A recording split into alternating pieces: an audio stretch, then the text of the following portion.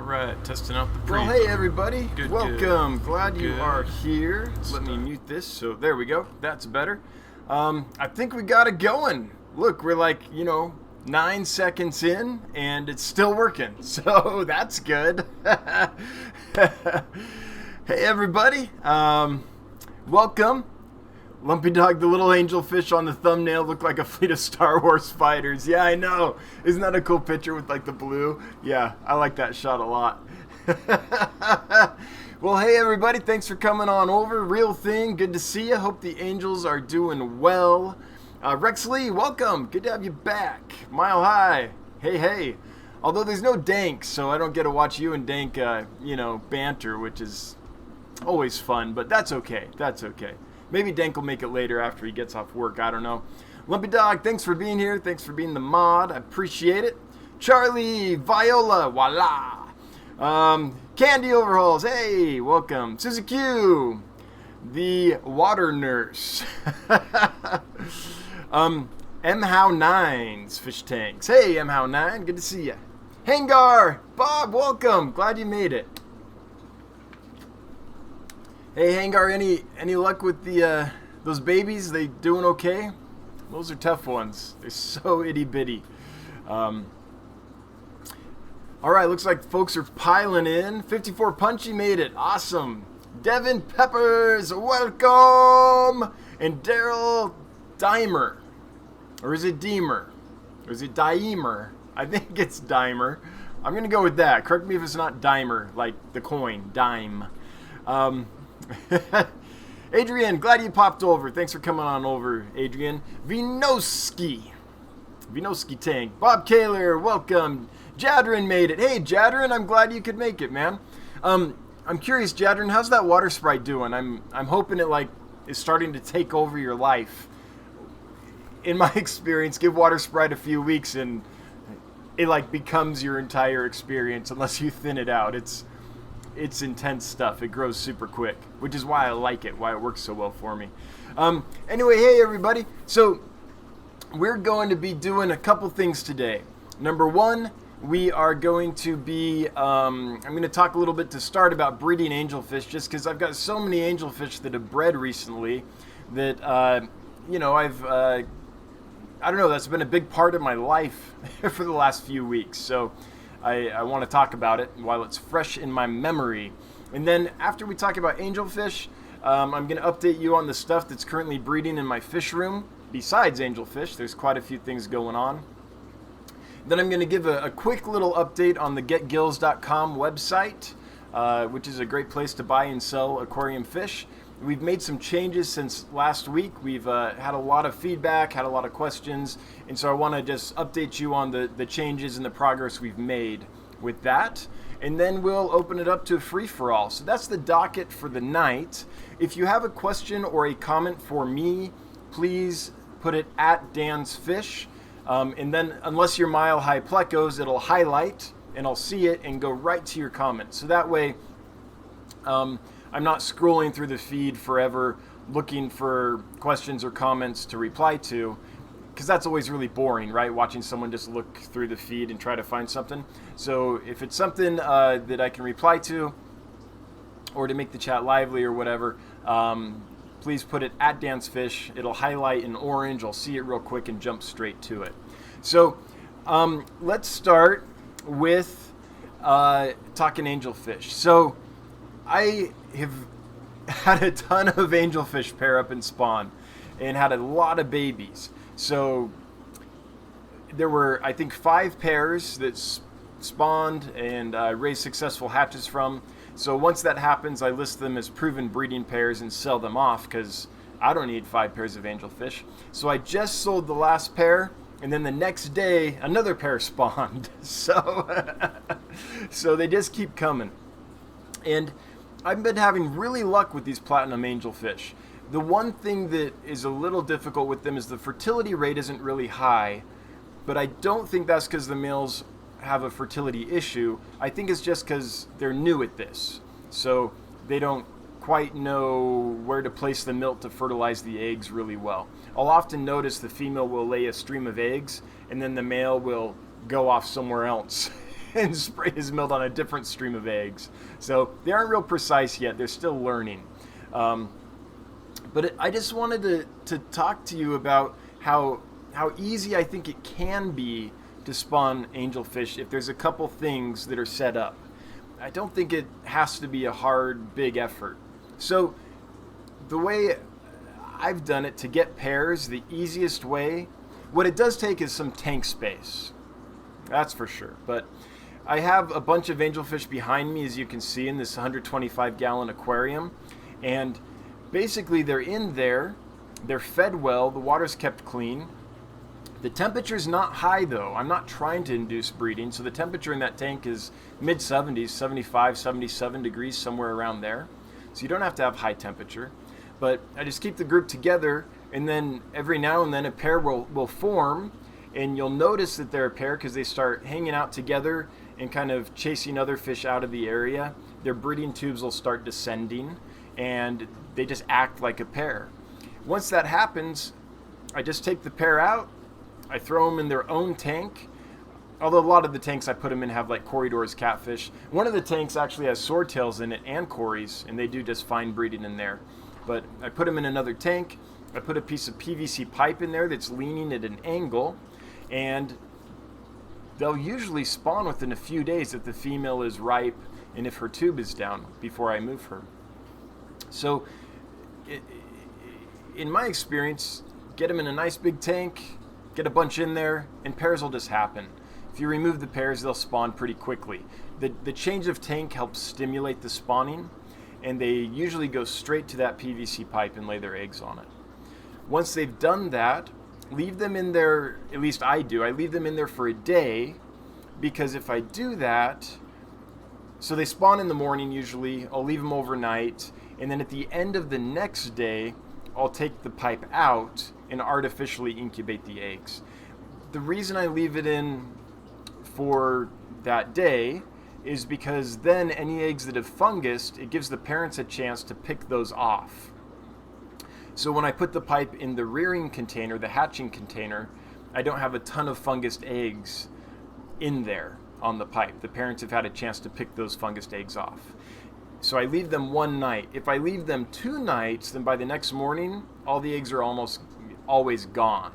Because by then they start kind of wriggling a little bit, and the parents, at least in the first spawn or two, get really confused by that. So if you're willing to sacrifice some spawns, you can totally leave them in there, let the parents learn, and after a few spawns, they might be raising the fry on their own. But I just take them out, put them in a 2-gallon container of water, put an air stone over the eggs so that the water circulates, but the bubbles aren't hitting the eggs, and I put in 6 milliliters of hydrogen peroxide, 3% hydrogen peroxide. And I don't change the water until the fry have hatched and I move them out of there. But every day I put in 6 milliliters of hydrogen peroxide. I do that while the eggs are incubating. As soon as they turn into wrigglers, so little tails will get out of the eggs and they'll start swimming with those tails to kind of exercise, then I stop the peroxide because the egg membrane protects the fry from the peroxide, but I do fear that long term, freshly hatched fry with that yolk sac all out there exposed and everything, and their fresh skin could be burned by the hydrogen peroxide. So as soon as they start wriggling, I stop. Once they've wriggled for a day or 2, depending on temperature, but right before they release from the pipe, so they'll be stuck to the pipe by a little string, a sticky string on their head. Before they release, I take that pipe out and I put it in a 5.5-gallon aquarium. The 5.5-gallon aquarium is well cycled, has plants in there, and often has live food cultures in there. So I do that, and I let the little babies kind of get to the point where they're free swimming. I immediately start feeding baby brine shrimp, microworms, and vinegar eels. And then after a few days, they're not just free swimming, they're like confidently free swimming, and they've gained a little size. And then what you can do is, I have these 20-gallon tanks that are amphipod cultures, so they're full of scuds and blackworms and detritus worms and stuff. And at that point, if I take them out and just put them in there, they grow super fast. Like within a month, I kid you not, they'll be an inch because they just have constant food. So I feed them still, but between feedings, they're eating all that live food that's growing in there. And it's a really simple, easy way to grow up a lot of baby angelfish without having to feed 3-4 times a day, without worrying that they'll miss a feeding, without them starving out. So once you get to that point, they just shoot right up. Again, no special temperature. I don't bump the heat up. It's the mid 70s. The tanks I raise the fry in are really clean. They get multiple water changes a day. But that's kind of my strategy.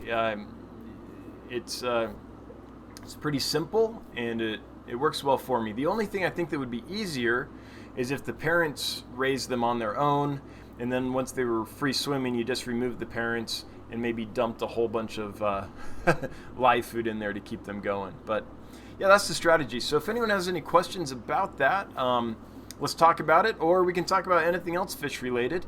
I'm going to start scrolling through the chat, seeing if there's any @DansFish questions or comments. It can be about breeding angelfish. It can be about anything else. I'll get through the questions and comments that are there and highlighted for me to read. Again, if you make them @DansFish, then I'll get right to them. And once I'm done that, then I'll talk about an update of what's bred recently in the fish room, what's going on, and then a quick getgills.com update. So that's the plan. I'm going to get to it.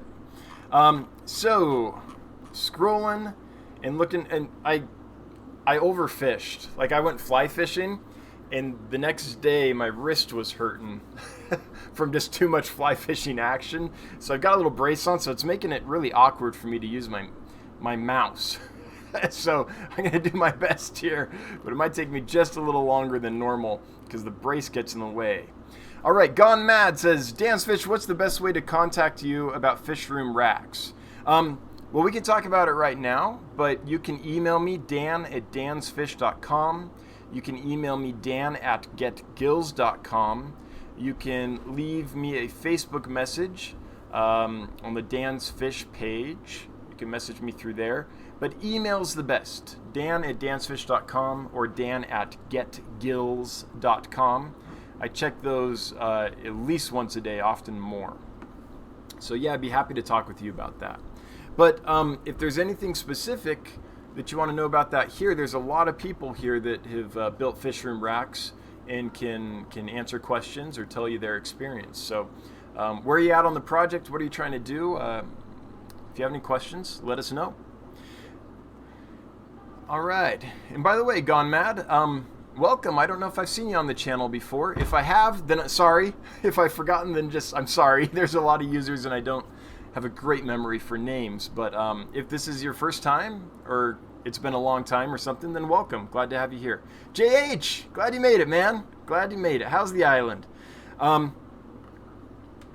Alrighty, so I'm scrolling down looking for more questions and comments that are highlighted @DansFish. Rich Rex. Are discus as easy as angels? Yeah, I think so. From what I've observed, I think discus are probably easier if the fry latch onto them, if the fry learn to eat off them, because then the parents basically feed the fish. So the fry will just graze on the slime on the side of the parents, and they have their food source right there. So they're really easy to feed.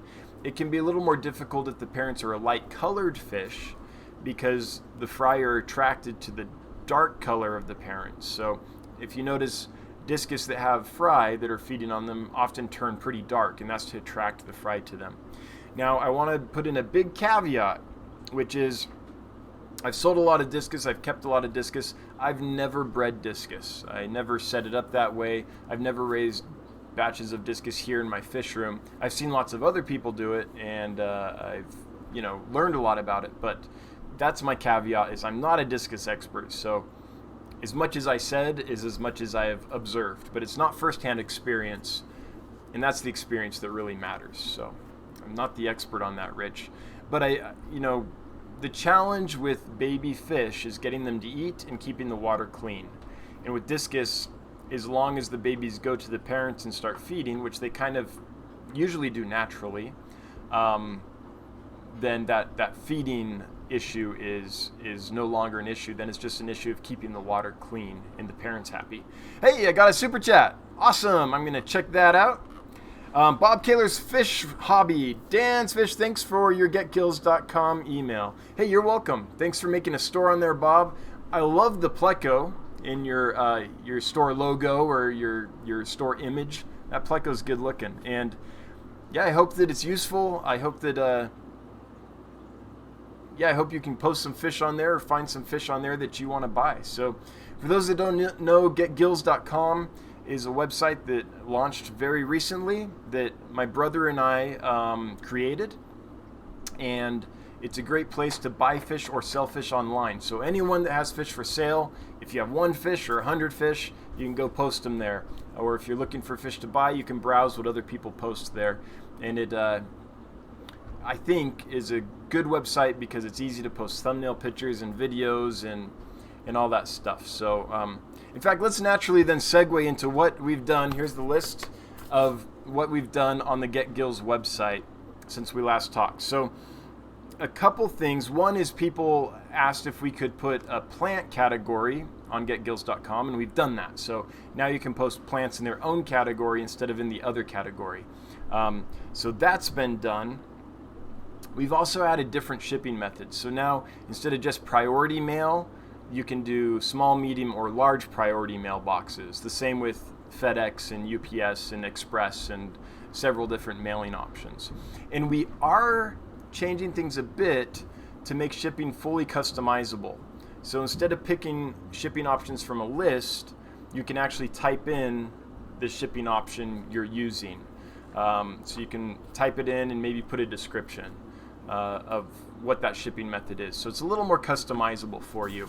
And what that's going to do is help folks that aren't in the United States sell fish on the platform too, because it's going to be pretty difficult for us. We can do it, but it's a lot easier to have people just enter the shipping method they're using instead of us have to make a list of every shipping method in the world in every country that we service that could be used to ship fish. So that change is going to be made as well, and I think it'll be easier for you guys and for us. Couple other things is let's see here. I need to add some saltwater stuff. There was a request last night that we add a category for saltwater fish, saltwater corals, and saltwater inverts. I don't think there are any freshwater corals. Oh, there probably is. And so I need to get to that. I've been trying to get to that all day, but I've been tied up with some more critical stuff. But we'll get to that soon. And then we noticed something is that it was on your username, it was making you put in a capital username. So you had to make the first letter of your username capitalized. And if you're on mobile, that's a pain in the butt, right? Going to get caps on mobile is just an extra step. So we're aware of that, and that'll be something that changes pretty quickly. So if you're a mobile user, when you go to create your username, you won't have to put in caps. So just a little detail, but we're at that point where we're at the little details, just trying to make the functionality a lot smoother. There are a couple cool things on the website, and I'm going to segue just very briefly and show you this. Wichita posted some stuff, and I think it's killer. So I want to show you a couple items. So Wichita posted these, which are green phantom plecos. They're awesome looking. And this is one of my favorite plecos ever, the green phantoms. I just think they're beautiful. I know they're not the most rare of the L number plecos, but they're not, as common as bushy nose or anything, and I think they're gorgeous. So I think his price is good. I've received fish from Wichita, and so Wichita Falls Fish Keeper is the official name, and so I know that he does a good job shipping. So I feel confident in recommending those. The other one that he has, and I think these are great, these are 2 pairs of snakeskin endlers, and these are great because they're not fresh imports. These are line bred, so they throw true. So if you look at all the males in here, the picture's not the greatest, but if you look, they're all fairly uniform, which on snakeskins is quite an accomplishment. And here's some females. But often you'll buy endlers and you'll breed them, and then they'll throw offspring that are completely different from the parents. These are nice because they're pretty consistent. He's line bred these for consistency. So, and they're only $20 for 2 pairs, $10 a pair, which for line bred endlers bred here in the USA, that's an extremely good deal from what I've seen out there. I'm trying to get some Santa Maria endlers, and I can't find them for less than $100 a pair right now. So $20 for 2 pairs is sounding really good at the moment. So those are some of the updates, Bob, that we've done to the website, and I'm hoping we're making it as user-friendly as we can and getting it fine-tuned so it just becomes a delightful experience. But thank you for creating a store on there. Thanks for checking it out, and I appreciate that. And thanks for the super chat, Bob. I really appreciate that. Okay, I'm going to scroll back up and see the other questions I missed. Okay, so, it's hard to scroll with this wrist brace on, man. It gets in the way. Here we go. Jadrin, what pH levels are you keeping your adults at? So, Jadrin, I'm here. This is the first time in my life I have water that is soft. So my pH tends to be just barely on the acidic side. And I haven't tested in a while. I honestly don't test pH very often at all. But last time I tested it, it was in the high 6s. So I don't know, 6-8 or so. When it first comes out of the tap, it's in the mid 7s, but that's just so it doesn't corrode the pipes, and then quickly that buffering capacity degenerates and it ends up being slightly acidic or just right around neutral.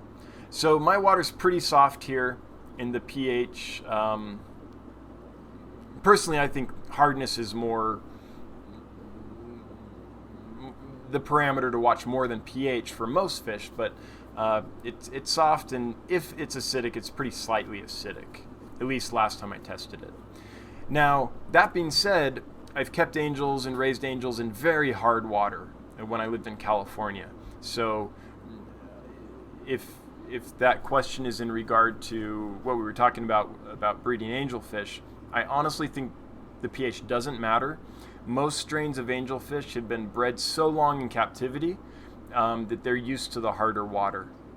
Florida's bred them forever, and they have extremely hard water. So unless it's a wild pair, I don't think the pH is going to be detrimental to their fertility. So those are my thoughts, Jadrin, about pH.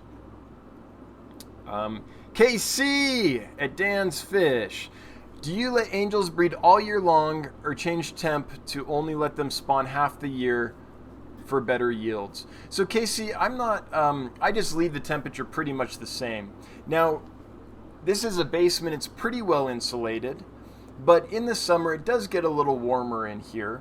So it'll get, the highest it's ever gotten in here is the really low 80s, high 70s on an extremely hot, couple days or something like that. And in the winter, I keep the fish room at 77 degrees. That means the tanks on the bottom racks can be around 73, 74 degrees, and the tanks on the top racks can be maybe as high as 78 degrees. So there is a little natural seasonal fluctuation. I don't do that on purpose, though, and I'm not actually trying to breed the angelfish. Part of what I guess I'm trying to communicate when I was talking about them is I don't think you have to do anything really special to breed them. If you keep them clean, feed them well, and have a group, as long as the temperature isn't really low, they'll just breed for you. So I just keep the fish room in the mid-70s because that's where most of the fish that I keep like to live at, and the angelfish are spawning great at that temperature. So, yeah, so I'm not going for better yields. I'm not trying to strategize for mass production or anything like that. So I don't mess with the temperature on them. Turbofish, bred Godiad yet? So turbofish, I have some Xenotoca Dodroi, which I haven't shown anyone yet. It's just 2 females, but they're gravid. So when I got them, they were already gravid. I've had them for a couple weeks now. So they will be dropping fry here, I don't know, in the next couple of weeks. And then I can say I bred the good yids. Now, I do have, then I can say I bred a true good yid, I suppose. If you consider Xenotoka Dodoroi, it's so hard to say, a good yid. But mostly the wild type live bearers I breed are the Limias, Limia perugiae and Limia nigrofasciata. So the Haitian Limia and the humpback Limia. So how about you, Turbofish? Are you into good yids? And if so, what do you have? What are you breeding? And if you have any babies to sell, getgills.com, man. Hangar77. At Dancefish, the fry are still eating. Good. Crushed flakes and first bites. Changing the water 3 times a day. They are tiny. That's awesome. So Hangar is trying to nurse up some surprise golden barb fry. I'm sure, Bob, you don't mind me saying this, I hope. Barb fry are like tetra fry. They're just little glass slivers with an eye dot when they first hatch. And so they were kind of unexpected. So we're trying to, on the fly, get them going. So Bob, I hope you have good luck with that. Hope that works long term. But I think you're doing the right thing, feeding them and changing the water a lot. As long as you keep that water clean and can keep that food in front of them, you'll probably do okay. Good thing about golden barbs is they're one of the hardier, more domesticated barbs to raise. So hopefully they'll make it through. I hope they do, man.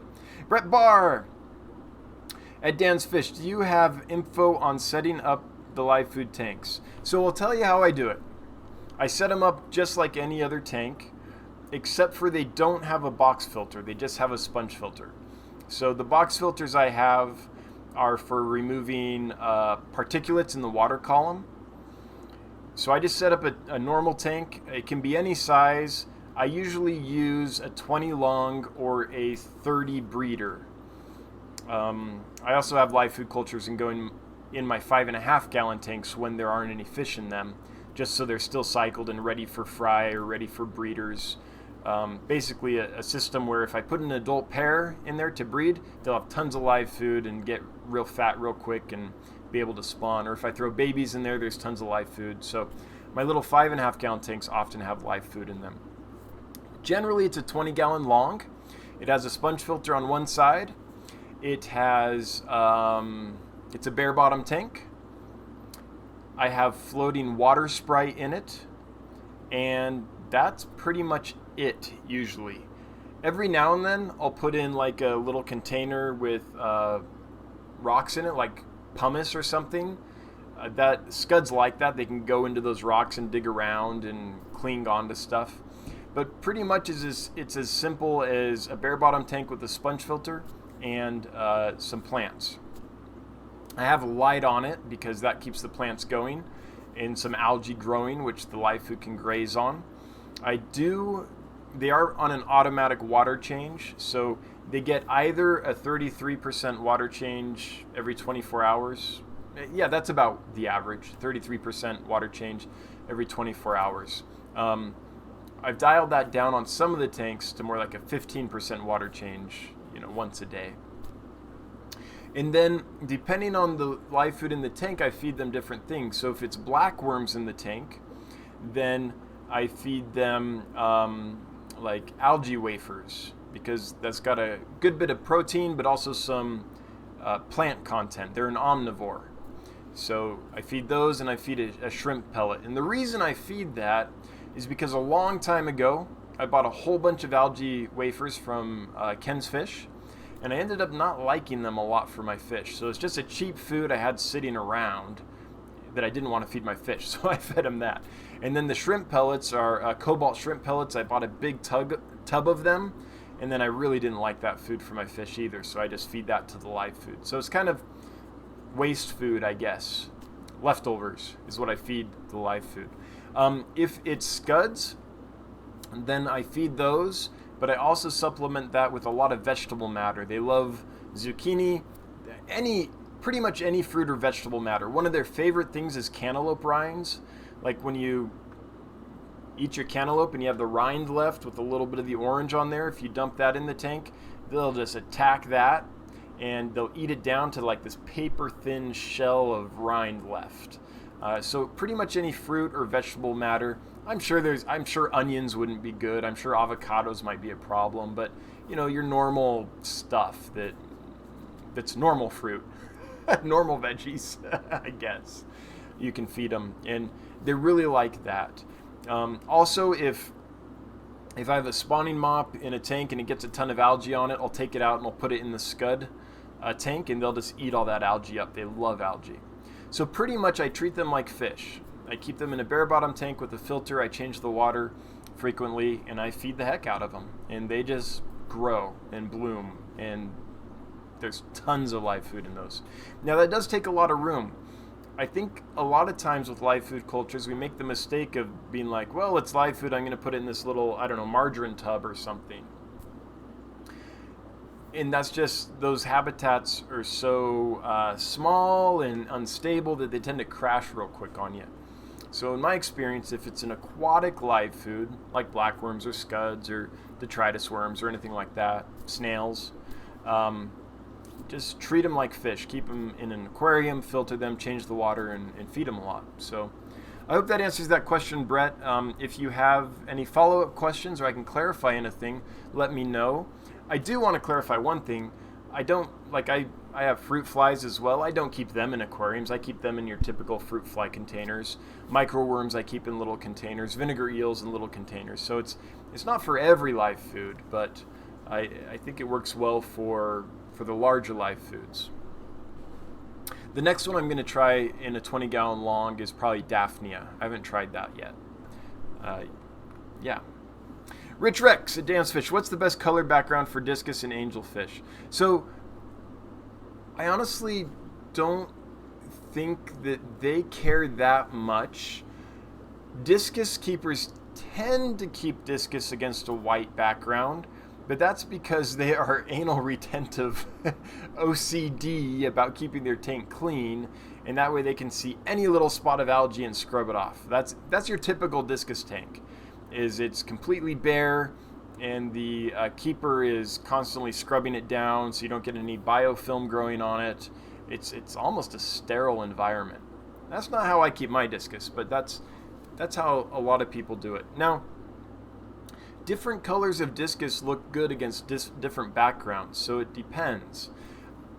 I've found that when I keep my discus in a tank with a black background, they just seem to be a little more comfortable. So that's what I ended up doing most of the time, was a black background.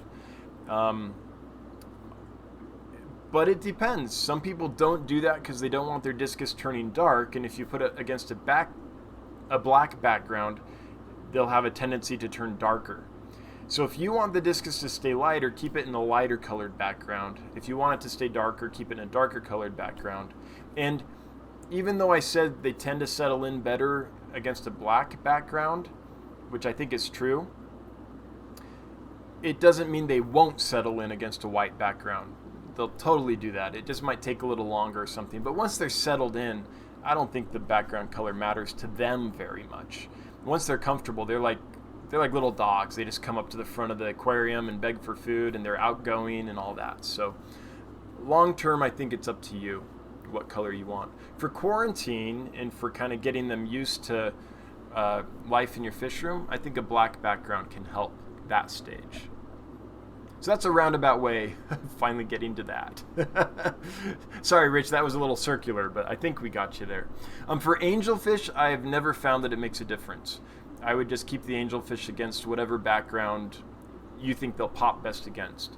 I keep mine against a black background because mine are platinum. So they're this bright white, and they really pop against the black background. So that's why I do that.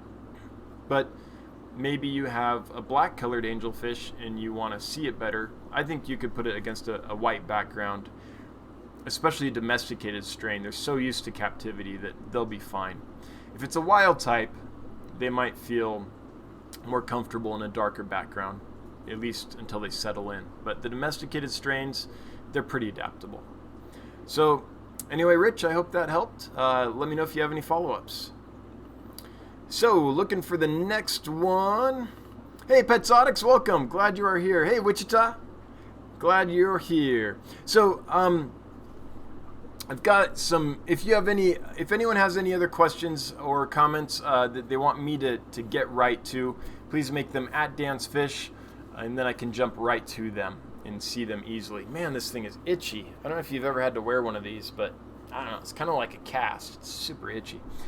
But I have some news about goings on in the fish room. So I've got some neat spawns that have happened recently. The betta rubra spawned again. They just keep going, and all their babies are starting to want to spawn too. In fact, I shipped a pair out a couple weeks ago, and the person I shipped them to got to me a few days later and said, "Hey, he's holding." So they weren't really big, but they're already spawning. So that's going on, which is cool. The Limia perugiae have dropped another big batch that I'm raising up, so I've got a bunch of those. I've got a bunch of corridors and Nias growing up. And then the Santa Maria Endler project, they just released their latest batch. So in a few weeks, they'll color out and I'll be able to see how much closer we are.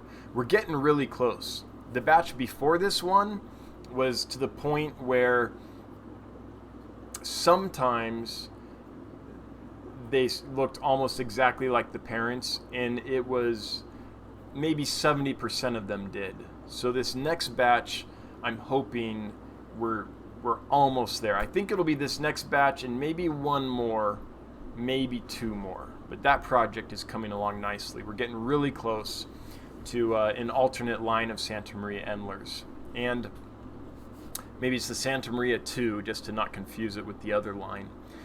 And then the other thing is I got a bunch of killifish. So when I was in California, I went to the Bay Area Killifish Association meeting, and I got some gold australis, which I love. I got some Gardneri P82s, which are one of the, I think, nicer looking Gardneri. Big red spots, bright orange margins on the fin. And then I got some species I've never had before. I got a new Aphyosemion called Aphyosemion Cofe, C-O-F-E. That's not the species name, that's the location code. It hasn't been identified yet, as far as I know. And so I'm working on those ones. I also got a cool South American annual, which the name changed on me and now I can't remember. It's not a Simpsonichthyes. I'll have to get back to you on that. But it's a South American annual species, so it dives into the dirt to spawn. And then the last one is Fundulopanchax cinnamoensis, I think is how you say it, which I've never kept before either. So I've got those, and I'm starting to set them up to breed. Right now I have them in live food culture tanks to fatten them up and get them ready. Then I'll separate the males and females and throw in some spawning mops, and we'll see what happens. So I'm excited about that. So that's what's going on in the fish room. All right, let me scroll here, and I saw some other questions. Jadrin, have you listed the newest breeding pair yet? If you're selling them for the same amount as the last pair, I'll go ahead and buy them. Are you, Jadrin, I'm sorry, I'm not sure which fish you're asking about there. So the answer is maybe. Have you listed the newest breeding pair yet? If you're selling them for the same amount as the last pair, I'll go ahead and buy them. Would you let me know which species you're talking about there? I'm not quite sure if it's the bettas or the live bearers or what. Corey Boy's in the house. Hey, Corey Boy. And Philly Man Pete, good to see you. Except wild Altums. Yeah. So if we're talking again about wild caught angels, that's different when you're talking about backgrounds and stuff like that. But for domestics, I don't think the background matters much. Yeah. So Philly Man Pete, for wild Altums, I would go with black background. What are your thoughts on that? I think that would make them feel more comfortable, but I've never kept wild Altums, so I'm not quite sure.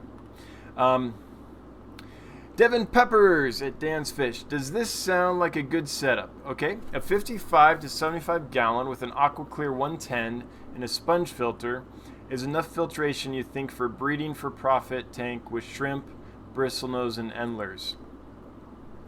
I'm not real familiar with the AquaClears, but I think so. I think that would work.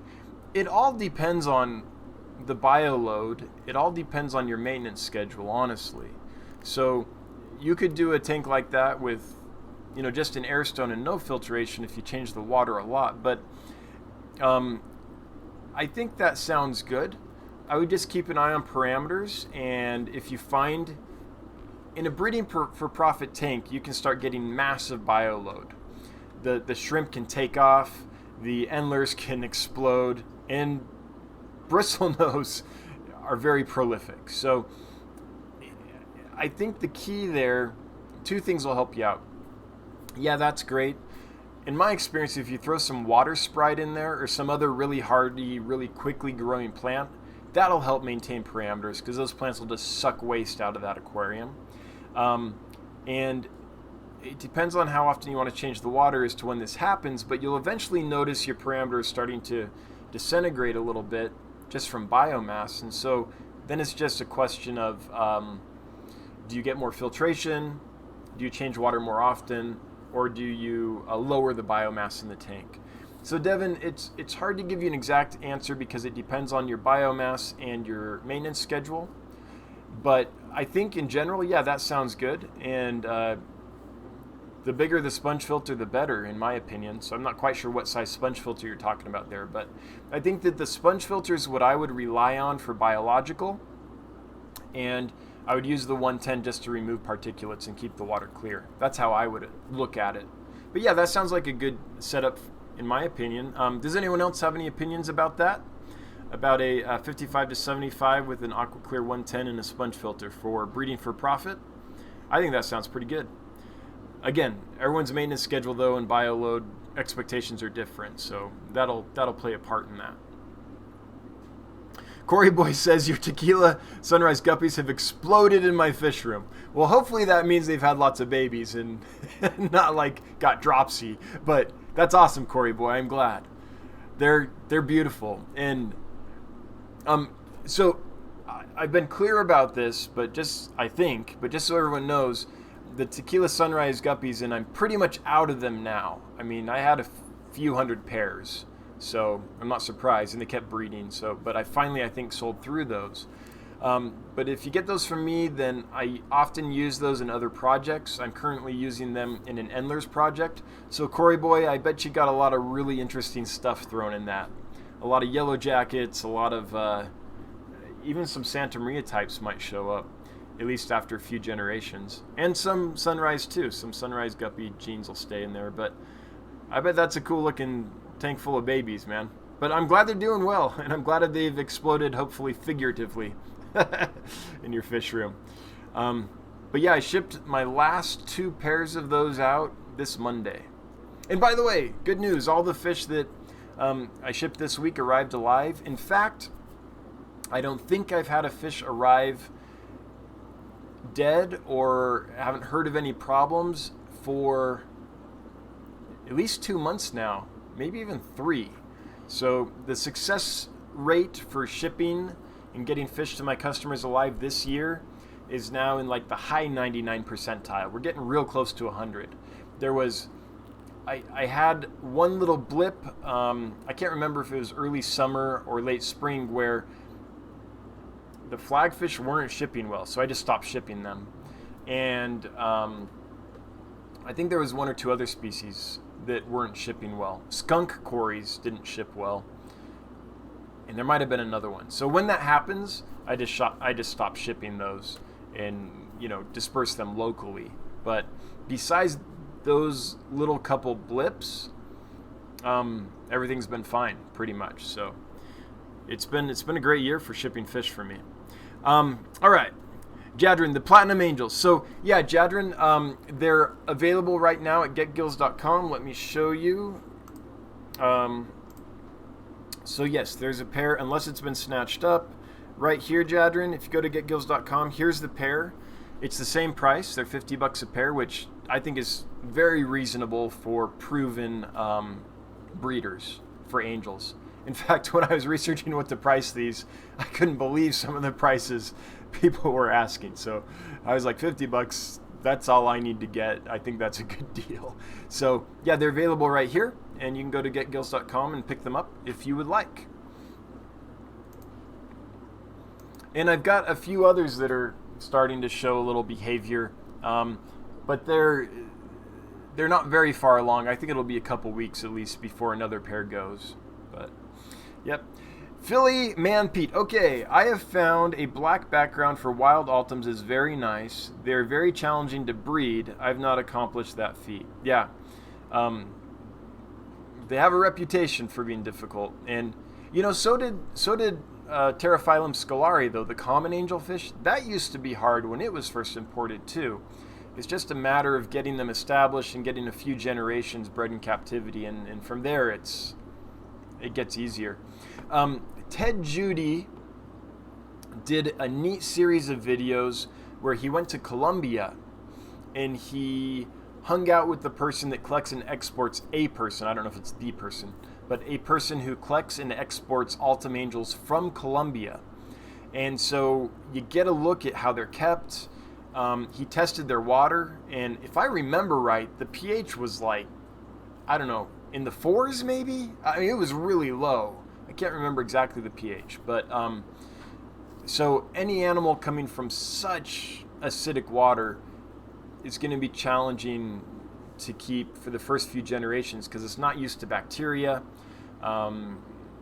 Its gametes aren't used to any hardness in the water, so yeah, they're definitely a challenge.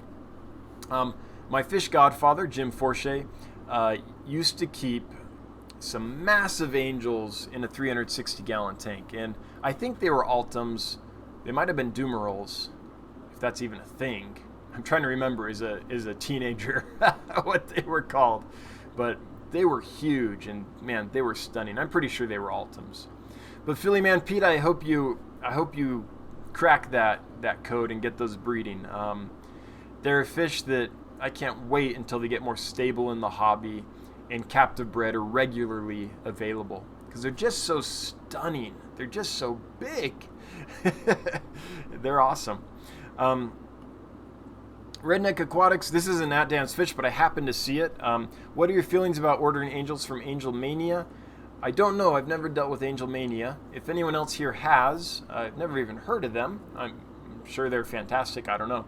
But if anyone here has ordered from Angel Mania, yeah, let's chime in and let Redneck Aquatics know. So if you have a question or comment for me and I'm not seeing it and responding to it, it's probably because it's not at Dan's Fish. If you put the at symbol in Dan's Fish, then again, unless you're Mile High Aquatics, for some reason it doesn't work for him. It'll highlight and I can jump straight to it. So anyone here that asked a question or put out a comment and I didn't respond to it, I'm sorry. It's just because I didn't see it. Okay. Let's see here. Lumpy Dog, so this is in reference to the Breeding for Profit tank. I run a 55 with 2 medium-sized sponge filters and an aqua clear 30, but the tank is loaded with guppy grass. Yeah, again, the plants will help a ton, and it's about bioload and maintenance schedule. Wichita Falls at Dan's Fish. Have you ever kept Heterandria formosa, the library? Yeah, the least killifish. Yes, I have, and I found them to be as hardy and easy as guppies. Couple differences. The females, if I remember right, didn't drop big batches of fry. Instead, they would have a small batch of fry every few days. Again, if I remember right, it's been a while, but I remember them being really hardy and being really active and kind of neat just because the males are so small. But if I remember right, they don't have large batches of fry. So that makes it really important to have lots of plants in the tank so the fry can get away. When there's a big batch of fry, even if a few get eaten, they'll usually end up, if there's some cover, enough surviving that it's like, yeah, I got some fry. But if they're only releasing 1 or 2 or 3 at a time, or per day, then they'll just get gobbled up if they don't have good cover. So that was my experience with them. This was in California, so the water was super hard, which I'm sure they loved. And temperature, I didn't do anything special. It got, low 80s in the summer, and in the winter it might have got down to the high 60s in that room. I didn't put a heater in them. They're native. They're used to cold winters. So that's my experience, Wichita, with Hydrangea formosa, the least killifish, which is actually a live bear, not a killifish, interestingly enough. In Wichita, by the way, thanks for posting those fish at getgills.com. I've been, anyone that posts stuff at getgills.com, and Petsotics, thanks for posting your stuff there. I tend to go around and share it. Like, if it's a Pleco, I'll share it on Pleco platforms, and if it's a live bear, I'll share it on live bear platforms. So behind the scenes, I'm trying to work with you and for you to help your stuff get out there and sell. But I really appreciate you posting those on there. Petsotics, you as well. Okay. Corey Boy says, at Dan's Fish Room, but for some reason it didn't highlight. But I will try to do an update on the fish room this week. Awesome. I would love to see it. I've watched your stuff, some unboxings and stuff, but I'd love to see more. That would be great. Mr. B's going to bed because it's 4 a.m. Sweet dreams and well-deserved. All right, let's see. This one's not highlighted either, but I'm going to read it because I've been following 54 Punchy's progress with her Farwellas for a while. I have another big batch of Farwella eggs, still have small fry in the breeder box, so I had to order another breeder box for the new batch of eggs. Yeah, well, congrats on the new batch. 54, I don't know exactly what your situation is, but if there's any way you can get another tank, set it up without fishing it, maybe throw some blackworms in there or something, let it cycle like crazy. I think that could just be an ideal environment for raising baby Farwellas. Put in some driftwood, let it get some biofilm on it. So I've been thinking about that. Breeder boxes work well, but I think if you keep getting more and more spawns, it might be nice to get a separate rearing tank.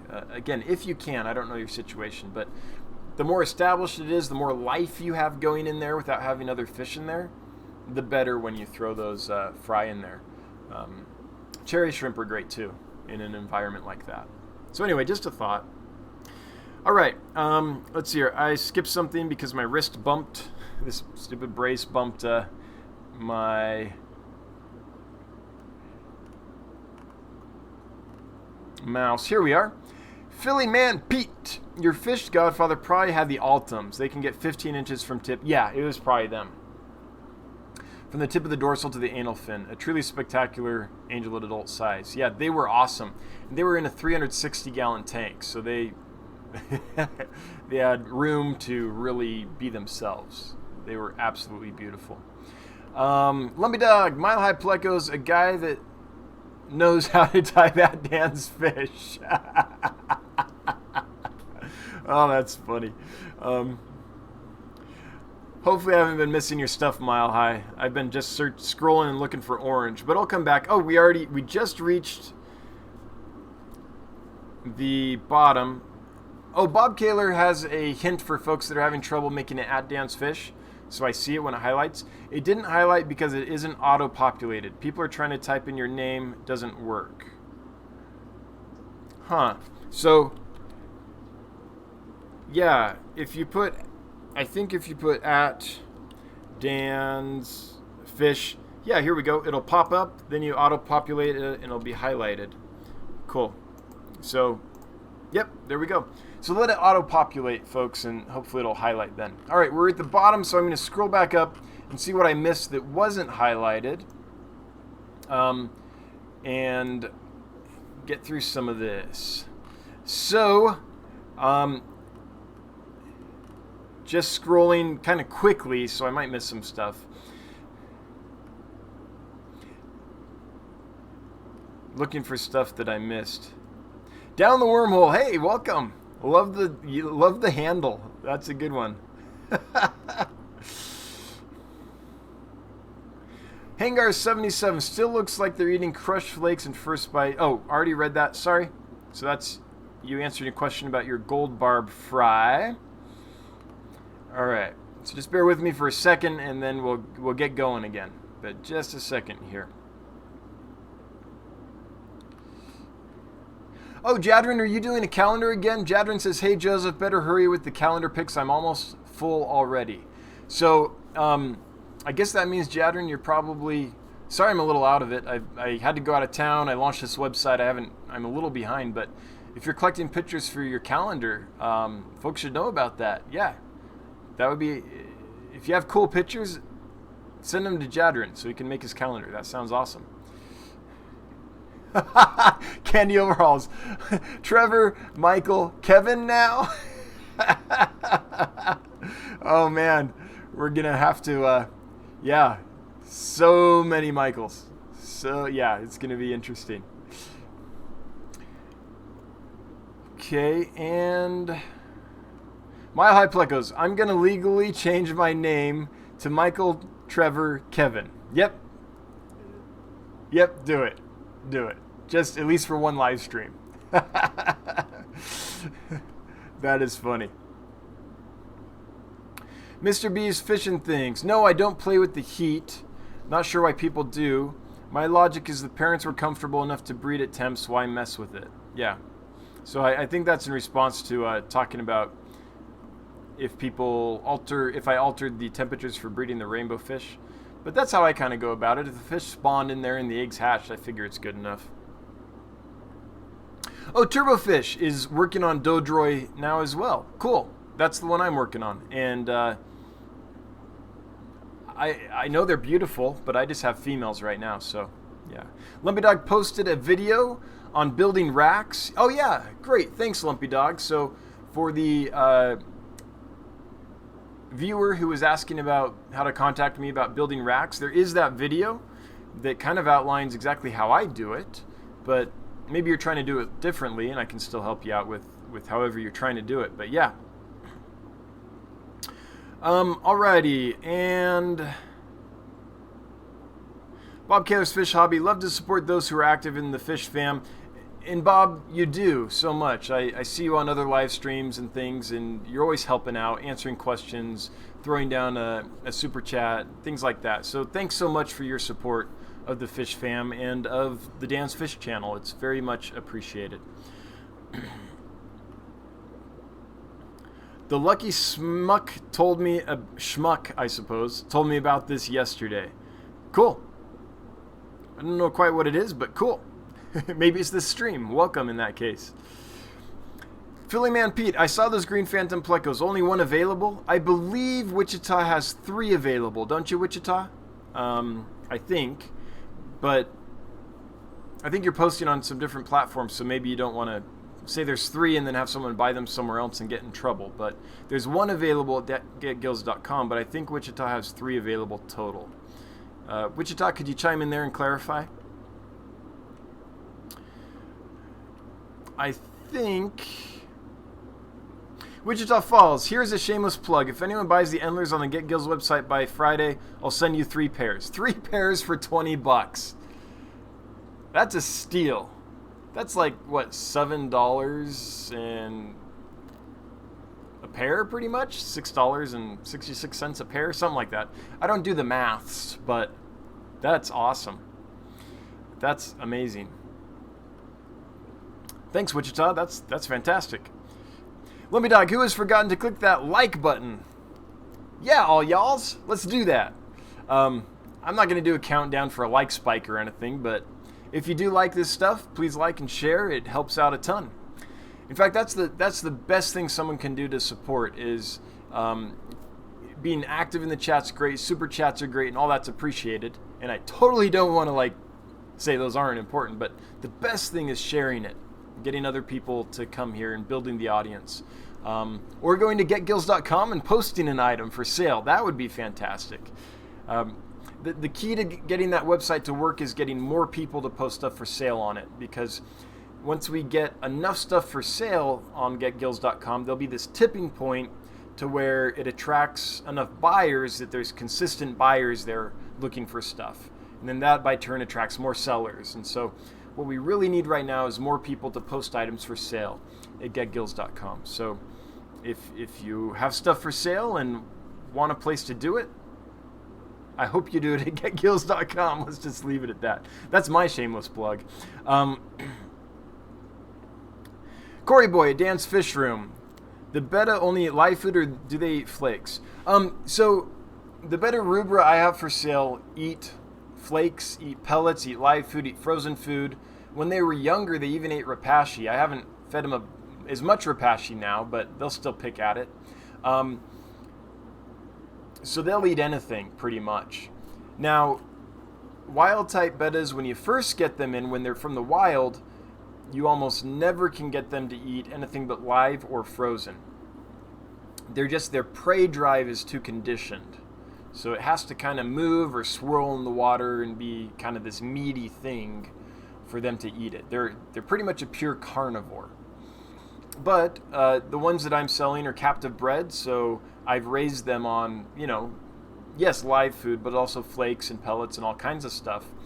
Because I want them to be easy to keep. And I like fish that are easy to keep and eat more than one thing. So they'll eat anything. As long as it can fit in their mouth, they'll pretty much eat it. Yeah. And they're also like excited. Like when I open the lid and put my hand up to feed them, they like all rush to the top in a big group. I have to say, we did well with them. They're doing good. So that's the betta rubra that I have available currently. Tanks is here. All right. I'm glad you made it. Hope work was okay. Good. Glad you're here, Dank. It's always fun when you're around. And I'm going to go back down and look for more questions and comments that are labeled @DansFish. Let it auto-populate, click on it, and it should highlight for you. Candy overhauls. How many names do you think you can have, Trevor? Well, it's bounced around a lot, so it's like what Game of Thrones, the faceless ones, the assassins in the Black Temple of Death that can become anyone. That's what Mile High Plecos is like. Yeah. All right. TM, hey, welcome. Glad you made it here. Candy Overhaul says, I'm hoping at some point to sell my Apistos. I have tons of fry, but no shipping experience. Yeah. Candy, if you're nervous about shipping, then I'm happy to help you if you want. If you contact me, dan@dansfish.com or dan@getgills.com, then I'm happy to do like a live video chat with you and walk you through it if you want. Or if you want to just test a shipment and send it to me, you can do that, and then I can open it up and tell you here's what I found. In fact, you can do that without putting fish in the box. You can bag everything up and not put the fish in, and just send me a bag that's bagged and packed as if there's fish in it. If it's cold, throw in the heat pack, do everything. And then when I get it, I can show you what it's like on a video chat, say here's the result. The bags leaked or the bags didn't leak. The box was warm when it came in or the box was cold when it came in. All that stuff. So anyone on here that hasn't had enough experience shipping fish that you're confident with it yet, which I totally get, I'm happy to help you in your efforts to do that. Another trick, and I talked about this on the Sergeant Tanks live stream a little bit last night, but you can do some tests yourself too. Pack up the box as if you're going to ship it. Don't put the fish in, and just leave it out in your garage for a bit and see, did it get too hot? Did it get too cold? Put it in your car and drive around with it for a couple days, and then open it up and see what the results were. Don't park your car in the sun, because then it'll become a super hot oven and kill anything, right? So yeah, that's not a good experiment, but you can pack up the box and see how it does without fish in it for a few days. You can buy a thermometer that will record the high and the low of any 24-hour period, like this little thing. I don't know, this was, $4 at Walmart? And you can put that in the box, and then you know what your temperature range was. So there's a lot you can do to kind of test stuff out before you go and put your precious babies in a box and send them off. And I'm willing to help with any of that, anyone that wants to know how to ship fish. If you haven't seen it yet, I've got a video that I think is pretty instructive on the topic. Lumpy Dog, if you get a chance, could you link the shipping video here so folks can find it? About how I ship fish. Your method might be different, but the principles are the same. No matter what the method you use, the principles of pack and ship fish successfully and shipping them successfully, I think, are pretty much the same. Bob Kaler says, Dan's Fish, good stream with Sergeant Tank. Yeah, that was fun. I was honored that he invited me to his stream. Sergeant Tank saw the live stream last week where I announced the launch of GetGills.com, buy fish, sell fish easy, and asked me if I'd go on his live stream and talk about that and introduce myself and some of the stuff I do. And I was just honored that he did that and that he was excited enough about the GetGills.com website that he wanted that featured. So it was really cool of him to do that. That's a guy that does a lot for the hobby. He's service-minded. He's here to help. Yeah, I like Jeremy a lot. Jadrin, gotta run. See you guys. All right, Jadrin, I'll see you. And if you want this Platinum Angels, they're at getgills.com right now.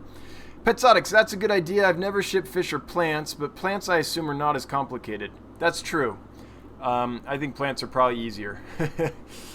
Now, people that ship super rare plants are probably being like, no way. But I think your average plant, you can ship without as much risk. They're just a little more durable, I think. Now, there's some I know that ship really poorly, but yeah. Michael Wilson, do the BACA folks, the Bay Area Killifish Association, still have Pantodon brackish water lamp-eye type? Very cool killie.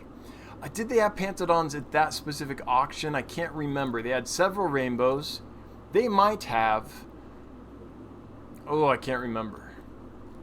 I'm sorry. I can't remember. Odds are good, though, that they were there, and I've forgotten.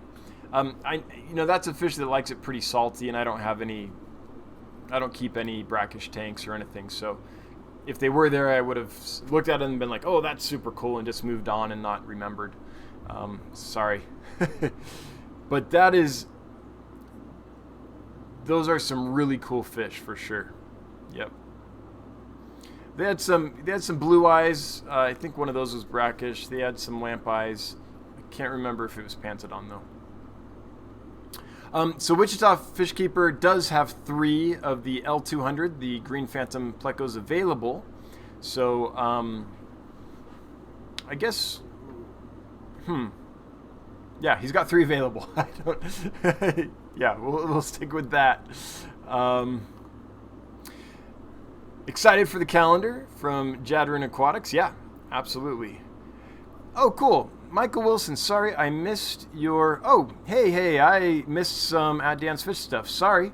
I am going to go back up and get to them. I somehow skipped over that. So, Hangar77, at Dan's Fish, any thoughts on Aphyosemion australe? Yeah, next to Fundulopanchax gardneri, which I think is the hardiest, easiest, best beginner killie out there. Easy to breed, easy to keep, and stunningly beautiful. I think Aphyosemion australe are probably the next best one. So they're super easy. They're gorgeous. I mean, a gold australe, an orange australe, a wild type australe, they're all just super gorgeous. They have a neat lyre tail. They have neat shape to the anal fin and the dorsal fin and a great color pattern. And the golds and the oranges have all been in captivity for quite a while. So they're pretty darn hardy and used to captive conditions. So I think they're a great beginner's fish. One thing about killifish, they jump. And they will find a tiny crack and jump right out of it. So that's the main thing to be aware of with killifish as far as keeping them alive and healthy. Don't let them jump, because they will. And I've had them jump out of 10-gallon tanks that only had a couple inches of water in them. I mean, they can really jump. Same with wild-type bettas. They'll just... In fact, I shipped some out to someone recently, and they arrived alive, and everything was great, but they ended up jumping for that person because there was a small hole in the lid. So if you have a hang-on back filter or something like that, don't keep wild-type bettas in that tank, and don't keep killifish in that tank. They'll totally jump out on you. Okay, so something to know. But besides that, Aphyosemion australe, great killifish, good for someone just getting their feet wet with killifish for sure. Dan's Fish, at Dan's Fish. Hey, it worked. Bob Kalar, he put Dan's Fish Room. Yeah, that won't work. The fish room won't work. 54 Punchy, at Dan's Fish. The first couple of weeks, they need food right in front of them because they won't move around to find it. The Farawellic. catfish. But after that, they could easily be moved into a rearing tank. Okay, yeah. Makes sense. Friday Fish Facts. Hey, Dan. Well, hey, Friday Fish Facts. Welcome. And if it's your first time here, double welcome. If you've been here all the time and I just don't recognize your name, then I apologize profusely. But I think you might be a new viewer, or at least new commenter on the live stream. So welcome. Glad you're here. Real thing for you, fish tanks at Dan's Fish. Fish are doing great. They're in a 50-gallon tank. Cool. I'm just waiting for them to start laying. Awesome. Hopefully they do. In my experience, every 2 to 3 weeks, they do. Lumpy Dog, link to Petzotics store at getgills.com. Yeah, check it out. Petzotics has a lot of dry goods and some plants available. Michael Wilson at Dan's Fish. Got some speartail guppy hybrids, cool, involving Santa Maria yellows. 2 of the males show the Santa Maria markings, so should have lots of nice ones by the spring, have grays and golds. That's awesome. Michael Wilson, do you have any pictures or something of those? I confess, I don't think I visited your channel in recent memory, so, or maybe I did. A couple weeks ago, maybe I did. I can't remember. I'll check your stuff out, but I'd love to see pictures of those, especially the yellows. And speartails, that would be cool. Redneck Aquatics at Dan's Fish. Do you have any Filipino blues? Nope. Preferably the Ghost Pearl Scale Veil Tail. I don't. The only angelfish I have at the moment are the platinum angelfish you see behind me, plus a couple of pairs in breeding tanks. But they're all platinum angelfish, with the exception of this one. Oh, you can't see that one. There's one gold that came in with the shipment of platinums. Hopefully, though, someone will post some Filipino blues on getgills.com soon. That would be awesome. Then you could get them there. In the meantime, I know there's a Facebook group that I'm a member of called like Buy Sell Angelfish USA or something like that. I bet if you put a request out there, there's probably someone there that has some. I wish I did. I love the Philippine blues. The first time I ever saw those was in John Neiman's fish house. So John Neiman's, for those that don't know, has 2 houses. The one he lives in, the other is full of fish. And he's a very active guy in Southern California in the fish hobby and the clubs and things. And he's a great guy.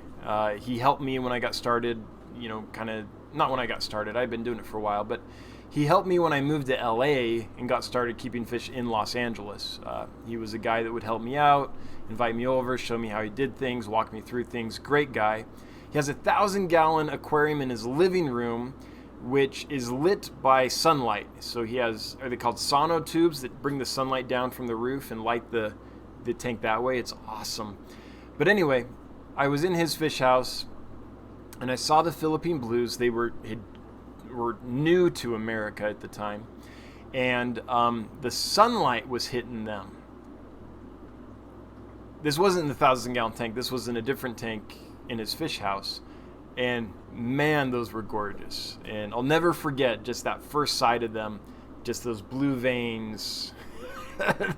They're awesome. So yeah, Redneck Aquatics, you have good taste, my friend. Well, of course you do. With a name like Redneck Aquatics, you've got to have fine taste, right? It's all caviar and champagne. All right, so... And I think I'm back caught up here. Real thing for you, fish tanks. Do you need oxygen to ship fish? No, not at all. Here's what oxygen does for you. It allows you to put less oxygen in the bag. Okay, so I just sent out 2 breeding pairs of angelfish this week, and it's getting colder. So instead of having the bags like a quarter to a third of the way full of water and the rest all air, because I use pure oxygen, I was able to put about a little over half of it be water, or maybe even 3/4 of the bags be water, and the rest be oxygen, because the pure oxygen will absorb into the water, very efficiently.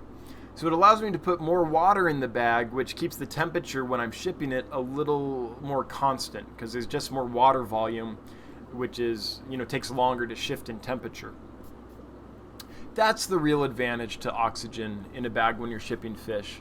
But you don't need it. Most of my hobby, I didn't use it. I've been shipping fish since 1992. I've only been using oxygen for 7 years.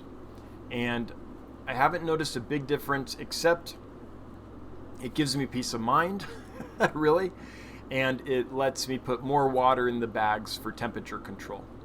Now, that being said, when I was in California and bought all the killifish and stuff, I didn't have my oxygen with me. So I just packed those up with normal room oxygen, sent them to myself. I sent them on Tuesday, and I opened the box on Saturday because I was traveling. And they were just fine. I didn't use pure oxygen. I just used normal air like you get in a room. Closed the bag up with my hand and rubber banded it.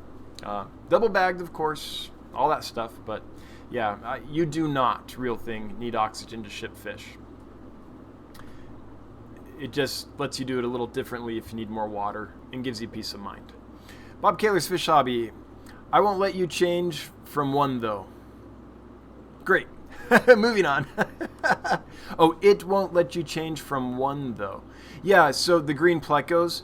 So that's because when Wichita added the plecos, he only put his inventory as he has one in stock. So if he wants to change that to 3, then all 3 will be available. But it's up to him how many he wants to post at a time. But if Wichita changes the stock level, then you can buy more. But right now he's put it as he has 1 available.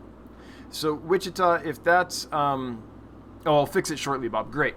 I was going to say, if you need help doing that, Wichita, if that's something you want to do, I can walk you through that. But good. Bob Kaler's Fish Hobby. Glad Real Thing For You asked that. I heard from LRB, the Fish Jesus, a bit ago that he has resolved how to ship the 6 goldie-eyed decai I got from him. They were biting through the breather bag. Oh yeah. He's shipping with O2 in plastic. Yeah, that's that can happen. Corridor spines go right through those breather bags, pleco spines, anything with strength to its jaws. Yeah, will be a problem with breather bags. They're good in a lot of situations. Most killie hobbyists, that's the standard. But yeah, I could see that being a problem with large rainbows. Small rainbows, not so much, but big adults, yeah. Well, I'm glad it got resolved. I hope you get them real soon. I was hoping, I've been looking at your channel, Bob, being like, where are they? Where are they?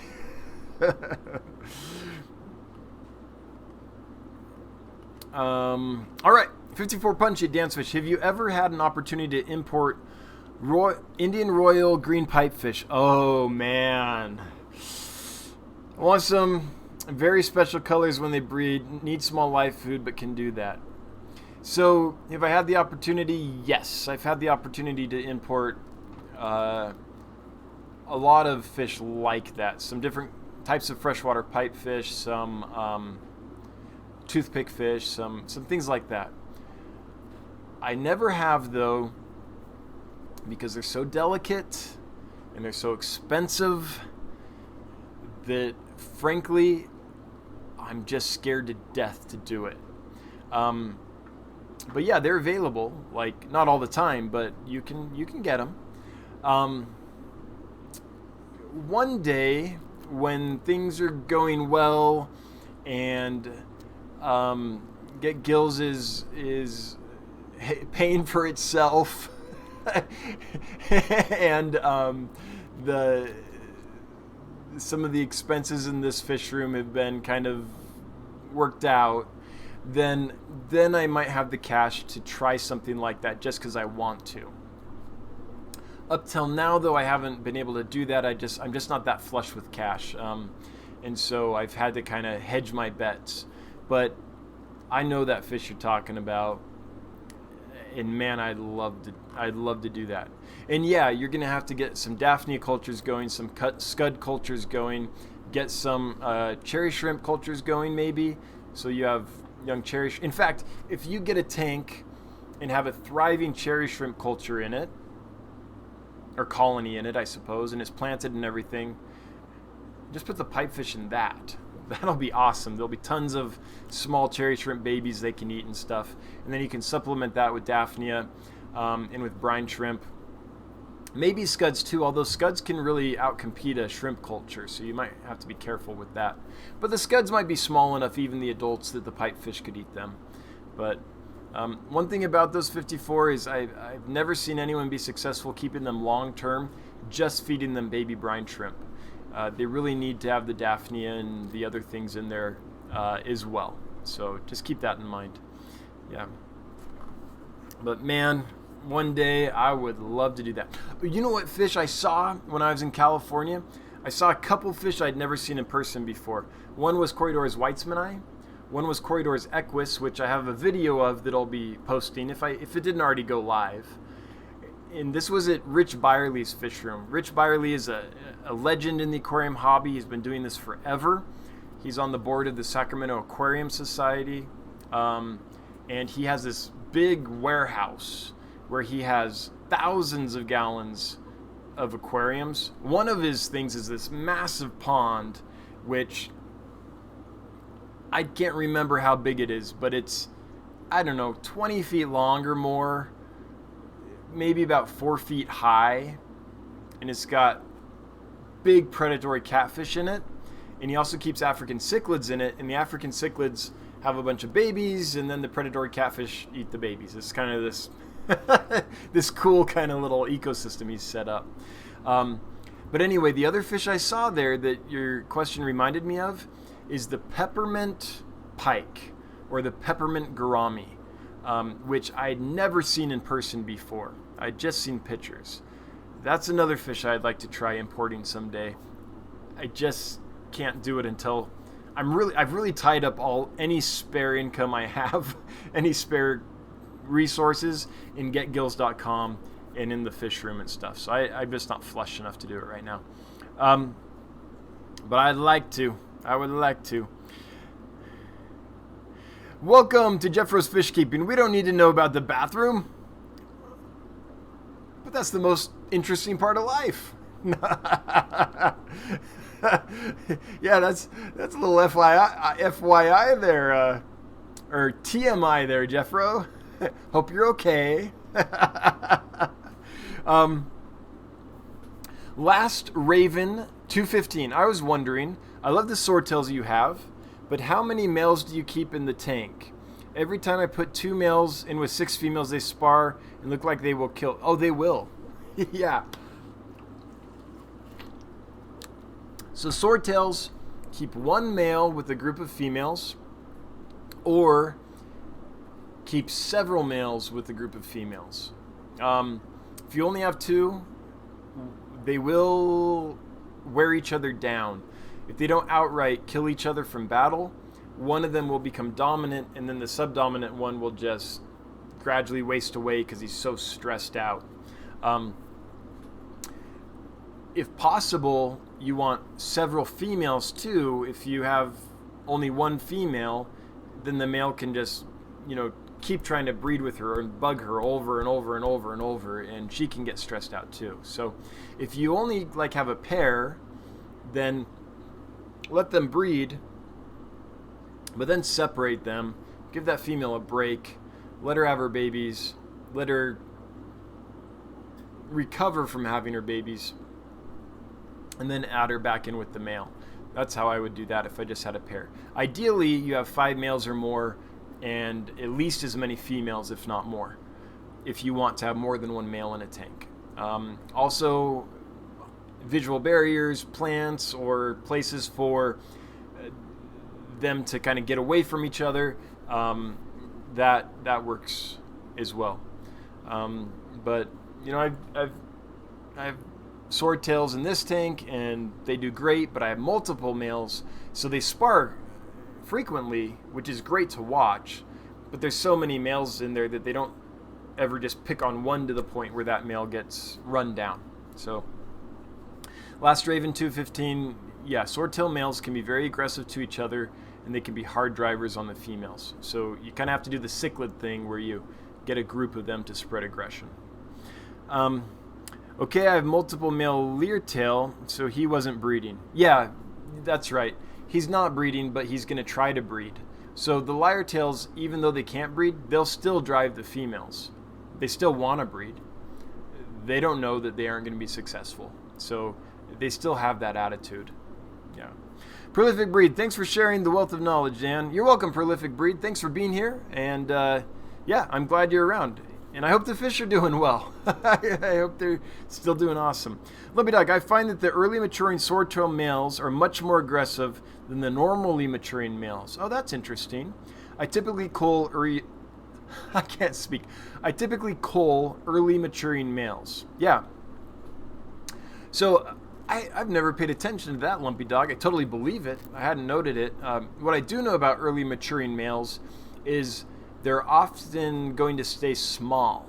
So this is how some of our swordtail strains have lost the robust size of the males, because the early maturing males mature early and therefore they breed with the females and they carry that set of genes, right? And eventually the late maturing males, which tend to grow into the large, big, beautiful swordtails, don't get a chance to breed. So we gradually kind of end up with fish which are smaller and more early maturing. So if you want to keep a colony of swordtails thriving long term and you want to keep the size and the potential of those males, then what you need to do is remove the early maturing males and wait for one of the slow maturing males to come up and reach, that's going to be one that will grow larger and reach potential. Greg Sage has a lot of information about this at selectaquatics.com and at his YouTube channel if you want to dig in more. But that's kind of the principle behind it. 54 Punchy, I have the perfect tank for the Indian pipefish. Heavily planted, hundreds of shrimp. Oh yeah, they love that. Only fish in it are a breeding colony of pygmy cories. Yeah, that sounds fantastic. One day, maybe I'll get you some. I can't do it now, though. It's just too much risk for me right now. Philly Man Pete, $10. Thank you, Philly Man Pete. I appreciate it. You and Lucas are my favorite YouTubers. Thanks for your feedback and keep up the good work. Thank you. I appreciate it. Thanks for the super chat. Thanks for chiming in. Thanks for the questions. And thanks for comparing me to LR Bretts. That's an honor. That guy's awesome. I appreciate that. All right.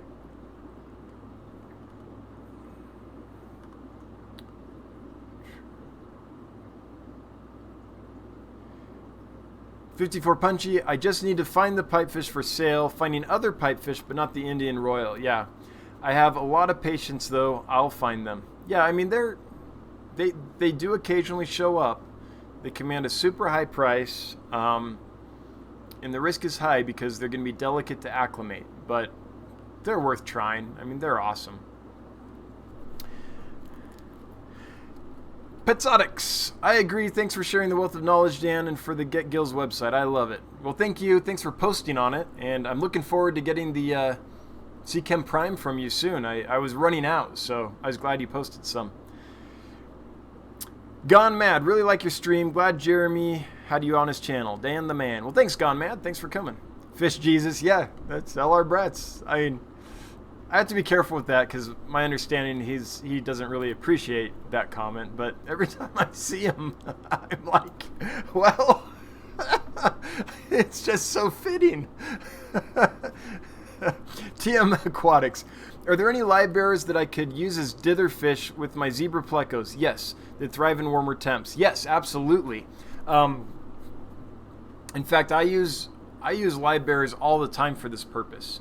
Not for zebra plecos, I don't have those, but they're great with any fish that you're like, hey, that fish is super shy. Throw some live bearers in there, and usually that'll help draw them out. So guppies should do fine. Now, zebra plecos like to eat meat. They're probably not going to bother guppies, but if they did, it's most likely going to be guppies with a long flowing tail fin. just because when a guppy's sleeping, that thing is so like spread out that the zebra pleco could get it. Now, I'm not saying they're Ginu, and a lot of people keep fantails and delta tail guppies and things with zebra plecos with no problem, but just be aware of that risk. But guppies, endlers, mollies would all do great. They like the high temperatures, and they're active and peaceful. With the zebras, I would tend to go with guppies and endlers instead of mollies, just because mollies can grow into large, powerful fish that might intimidate the zebras a little bit. I'm not saying they're going to go after the zebras, but they could just intimidate them a bit. Probably not, but it's a possibility. Balloon mollies, much as I kind of hate deformed fish like that, they're a pretty peaceful thing. Little fish that can't really hurt anything because they can't hardly swim. But yeah, those would do well. There's several other species of live bearers that like it hot as well. I think that the Limia perugiae would do fine in those high temperatures, as would the Limia nigrofasciata. The lake they come from tends to be pretty warm, and so those would probably do fine. But that'll get you started. Yeah. And I think that's a great idea, by the way. I think you'll see a whole new world with your zebra plecos if you do that. One other fish that would be awesome for that, which is not a live bearer, it's a rainbow fish, a blue eye, would be Pseudomugil tenullatus. They like high temperatures and they like hot water, warm water. And they usually don't get that, so you kind of just see this kind of tan fish with some shiny spangles on them. But if you get them in warm water and hard water, they turn really dark with these brilliant spangles. They're gorgeous. So that's a small little peaceful blue eye rainbow fish, kind of the same temperament as like a friccata rainbow or something like that. So those are my thoughts, TM, and I think you're right to do that. Just quarantine the heck out of those live bearers first. Hate to bring a disease in to a zebra pleco tank, right? Wichita, I keep my male endlers with my L134s 84 degrees. Perfect. And they're available right now at getgills.com.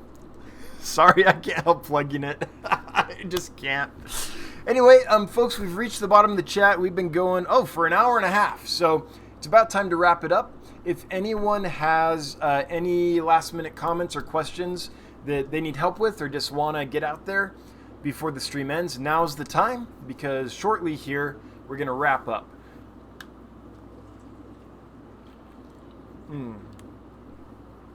So I actually think that's probably a wrap. We've been going for a while. Before we go, thanks to everyone who participated in the stream, who commented or asked questions or helped other people out that were commenting. Made it so everyone had a good time. Really appreciate that. Anyone that super chatted, thank you so much. Always appreciated. Never required, but every bit helps for sure. To Lumpy Dog, my main mod, thanks so much. I really appreciate, Lumpy, you doing what you do for us here. Not just on this channel.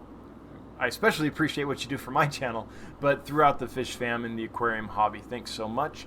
And anyone that posted fish at getgills.com, thank you. That's helping that site be successful. If you haven't and you have fish for sale, please check it out and consider posting your fish there. It would help it get off the ground and be sustainable. Anyway, that's it. Until next Wednesday, 7 o'clock p.m. Mountain Time. We'll see you then. And keep an eye out for the Corridors Equus video. It's very short, but they're gorgeous. All right. Thanks, everybody. Appreciate you all. And I will see you